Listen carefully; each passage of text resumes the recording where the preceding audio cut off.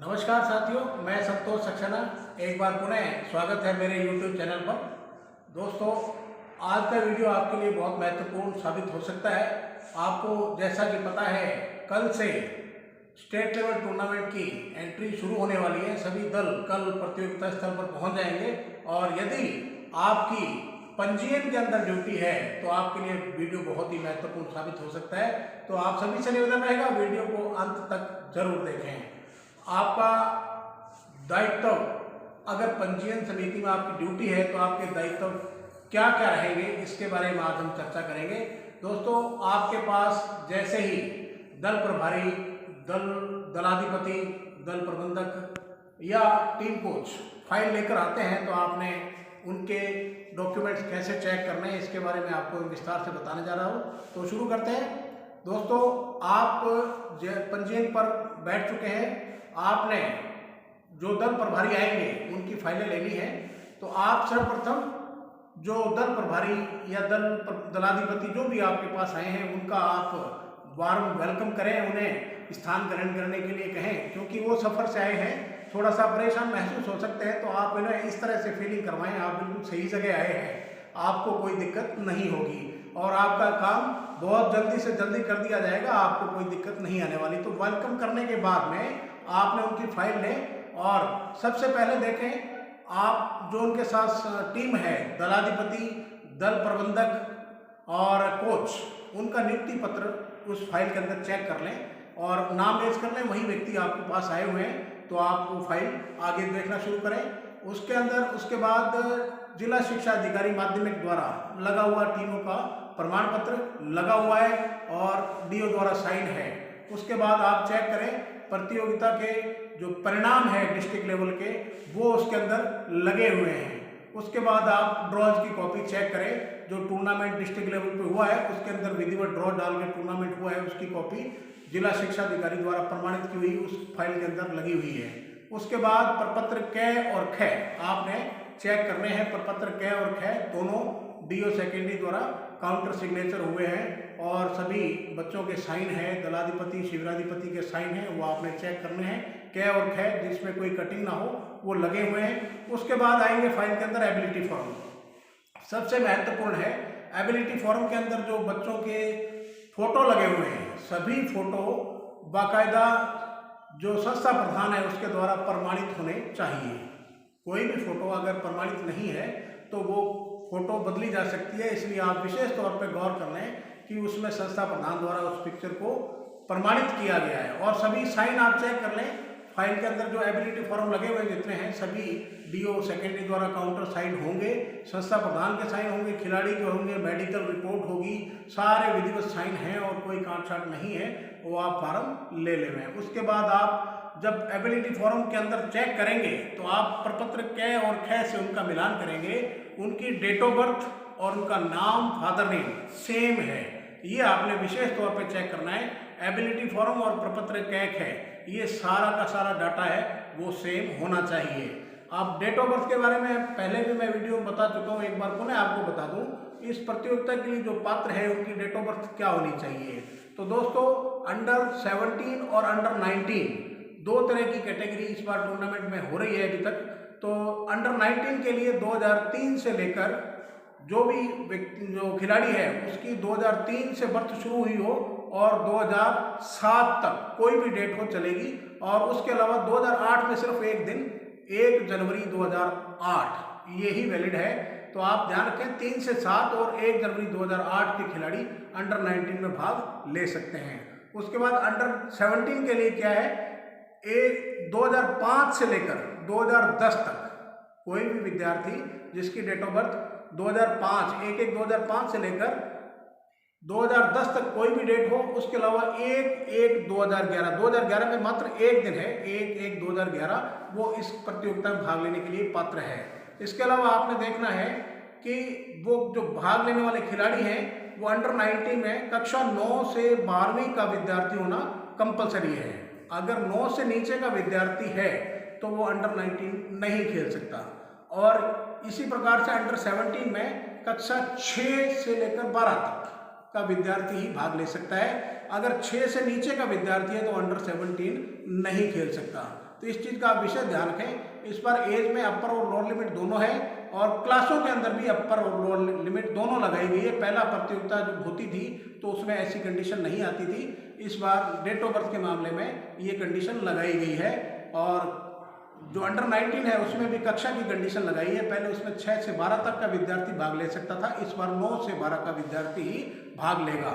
उसके बाद आप चेक करें, कोई भी विद्यार्थी जिसका एक क्लास में 2 साल से ज़्यादा का स्टे है वो इस प्रतियोगिता का पात्र नहीं है। कोई भी विद्यार्थी, यदि आपको लग रहा है गैप है, आप उसके जो एबिलिटी फोरम में लास्ट कक्षा उसने कब उत्तीर्ण की, इस कक्षा में कब से पढ़ रहा है, तो उससे वो प्रमाणित हो जाता है। बाकी कोई भी विद्यार्थी है जो उसके अंदर मार्कशीट लगाएगा, उससे भी आपको पता चल जाएगा कि विद्यार्थी किस साल से पढ़ रहा है और किसी क्लास में 2 साल से ज़्यादा का गैप तो नहीं। यदि आपको लगता है किसी विद्यार्थी का गैप है और वो शो नहीं हो रहा है, तो आप उसको एबिलिटी फॉर्म को ध्यान से चेक करें। 2 साल से ज़्यादा का गैप अगर है, विद्यार्थी का एक क्लास में स्टे है, तो वो उस पात्र नहीं है। इसके अलावा एक विद्यार्थी जो कक्षा 12 पास कर चुका है वो अंडर 19 का पात्र नहीं है। एक साल ही है, जो पास आउट नहीं हुआ है वहीं तक वो विद्यार्थी अंडर 19 खेल सकता है। तो आप ये विशेष तौर पे चेक कर लें। कई बार गलती से क्या है, इस तरह के विद्यार्थी सिलेक्ट होकर आ जाते हैं, तो आपने ये विषय ध्यान रखना है। तो दोस्तों, आपने ये चेक कर लिया। उसके बाद एक कंडीशन और विशेष तौर पर आप ध्यान रखनी है। यदि कोई भी विद्यार्थी जो 10वीं पास कर चुका है, अंडर 17 में भाग ले रहा है या अंडर 19 में भाग ले रहा है, तो उसको 10वीं क्लास की बोर्ड की मार्कशीट लगाना कंपलसरी है। ये विशेष ध्यान रखें। कोई भी विद्यार्थी जो 10th पास आउट है और अंडर 17 खेल रहा है या अंडर 19 खेल रहा है, तो उसको 10वीं की बोर्ड की मार्कशीट संलग्न करना बिल्कुल कंपलसरी है। उसके बगैर वो प्रतियोगिता में भाग नहीं ले सकता। तो डेट ऑफ बर्थ के लिए एक प्रूफ तो स्कूल की जो मार्कशीट है, बोर्ड की है या उससे पिछले क्लास की, जिस विद्यार्थी जिस क्लास में पढ़ रहा है उससे पिछले क्लास की मार्कशीट ले लें। उसके अलावा जो वैलिड सर्टिफिकेट है वो है उसका आधार कार्ड जिसमें नेम, फादर नेम और डेट ऑफ बर्थ सेम हो, या उसका बर्थ सर्टिफिकेट जिसमें नेम, फादर नेम और डेट ऑफ बर्थ सेम हो। तीसरा जो है पासपोर्ट जिसमें name, father name, date of birth same है, तो वो इस वैलिड है, जन्म प्रमाण पत्र के रूप में है। तो ये आपने कागज चेक कर लेने। सभी विद्यार्थियों के एबिलिटी फॉर्म के साथ ये कागज कंपलसरी लगे होने चाहिए। 2 सर्टिफिकेट कंपलसरी है। यदि 3 लगे हुए तो कोई बात नहीं, लेकिन 2 से कम है तो वो विद्यार्थी पात्र नहीं है। इसके बाद आपने सारे एबिलिटी फॉर्म चेक कर लेने, कै खे से मिलान कर लेने। पत्र कै और खे ओके भरे हुए, तो आपके एबिलिटी फॉर्म चेक हो गए। सारी आपने मोहरें चेक कर ली, सारे सिग्नेचर चेक कर लिए। उसके बाद आपकी फाइल ओके है। आप उसके बाद क्या, दलाधिपति से एक ध्वज की मांग करें, जो 4x6 का ध्वज है, बड़ा ध्वज है, जो प्रतियोगिता स्थल पर ध्वजारोहण किया जाता है। सभी जिले जो प्रतिनिधित्व करते हैं उनके ध्वज वहाँ पर लहरा दिए जाते हैं, तो वो ध्वज उनसे जरूर ले लें, ताकि उनका ध्वज हम पहले से ही वहाँ पर लहरा सकें। जब प्रतियोगिता का उद्घाटन होगा तो वहाँ पर कई बार टीम प्रभारी कहते हैं ध्वज तो हम रूम पर भूल गए हैं, तो इस तरह की कंडीशन क्रिएट ना हो इसलिए ध्वज वहीं पर जमा कर लिया जाता है। आपने एबिलिटी फॉर्म ले लिए, फाइलें ले ली। फाइलें आपने 3 जमा करनी, ये भी ध्यान रखें। आप 3 फाइलें दलाधिपति से लेंगे। तीनों फाइलें बिल्कुल सेम होनी चाहिए, सारे कागज उसके अंदर लगे हुए होने चाहिए। आप जो आपके पास रजिस्टर है पंजीकरण के लिए आपको दिया गया है संयोजक द्वारा, आप उसमें टीम के अंदर कितने आपके खिलाड़ी आए हैं उसकी एंट्री कर लें।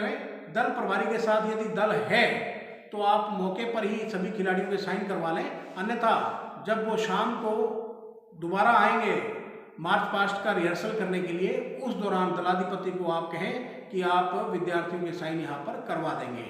आप रजिस्ट्रेशन में हैं तो आपकी ये दायित्व है कि प्रत्येक खिलाड़ी की उपस्थिति आपने चेक करनी है। वास्तव में खिलाड़ी आए हुए हैं और वही खिलाड़ी हैं, तो आपने उनके प्रतिदिन साइन ले लेने हैं। जितने दिन वो स्टे करेंगे उनकी उपस्थिति आपके पास होगी, तो आप ये विशेष तौर पे ध्यान रखें, उनके आप साइन डेली करवाते रहें। दलाधिपति को आप निर्देश दे दें कि आप डेली हमारे पास टीम का जैसे भी हम आपके पास आकर साइन करवा लेंगे या आप हमारे पास आकर साइन कर देंगे। तो आपने जितने दिन स्टे करता है बच्चा उतने दिन के साइन हमारे पास होने चाहिए।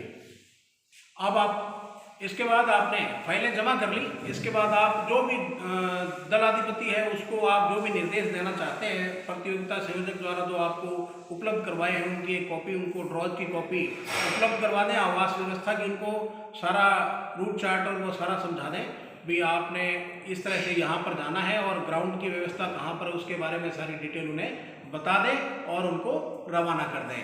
आप दलाधिपति की टीम एंटर हो गई, आप उनका दायित्व खत्म हो गया। लेकिन आपने इसी तरह से जितने भी आपके पास जिले आपके पास पंजीकृत होने वाले हैं आपने सभी का रजिस्ट्रेशन करना है। उसके बाद जब रजिस्ट्रेशन का काम खत्म हो जाएगा तो उसके बाद आपका काम है प्रमाण पत्र जारी करने का। तो जितने खिलाड़ी आपके पास रजिस्टर्ड हुए आपने उनका बायोडाटा ले लेना है, लिखते जाना है, नाम, फादर नेम डिटेल आपके पास आ गई है। उसी हिसाब से आप संचालन सचिव से प्रमाण पत्र प्राप्त कर लेंगे और उन बच्चों को सभी जो उसके अंदर प्रतियोगिता में भाग लेने वाले हैं जिनके मेरिट प्रमाण पत्र जारी होते हैं वो तो विजेता होंगे, उनके जारी होंगे, वो सबसे बाद में आपको दिए जाएंगे। लेकिन जो आपको स्मरण प्रमाण पत्र दिया जाता है, जिस तरह से जो गेम है जिनमें स्मरण प्रमाण पत्र कंपलसरी दिया जाता है उसी के अंदर ये कंडीशन लागू होगी। कुछ ऐसे खेल भी है जिसके अंदर अगर नॉर्म्स पूरा करता है तो ही स्मरण पत्र जारी किया जाता है, तो ऐसी कंडीशन में स्मरण पत्र जारी नहीं होंगे। लेकिन जो बाकी खेल है जिनमें स्मरण पत्र दिया जाता है हमेशा, तो वो स्मरण प्रमाण पत्र आप लेकर उनके बच्चों के जो भी खिलाड़ियों के हैं डाटा पूरा विधिवत तरीके से चेक करके भर लेवें और कोशिश ये करें उसमें बिल्कुल भी कांट-छांट ना हो। और जब वो टीम रवाना होती है उस समय आप खिलाड़ी के दलाधिपति के सिग्नेचर लेकर उनको सर्टिफिकेट जारी करेंगे। ये भी पंजीयन टीम का ही जिम्मा है। तो दोस्तों ये आपके जो पंजीयन समिति के दायित्व हैं।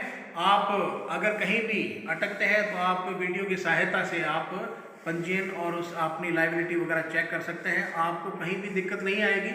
आप तुरंत प्रभाव से फाइल में जो भी कमियां हैं उनको चेक करके और विधिवत तरीके से फाइल जमा कर सकते हैं। आपके लिए आसानी रहेगी। तो आशा करता हूं दोस्तों आपको वीडियो पसंद आएगा और निवेदन रहेगा आपसे, अगर आप वीडियो पसंद करते हैं या और इन्फॉर्मेशन लेना चाहते हैं तो इस चैनल को ज़रूर सब्सक्राइब करें और बेल आइकन दबाना ना भूलें ताकि आपको आने वाले वीडियो के बारे में इन्फॉर्मेशन मिल सके। तो इसी के साथ वीडियो को ख़त्म करते हैं। जय हिंद, जय भारत।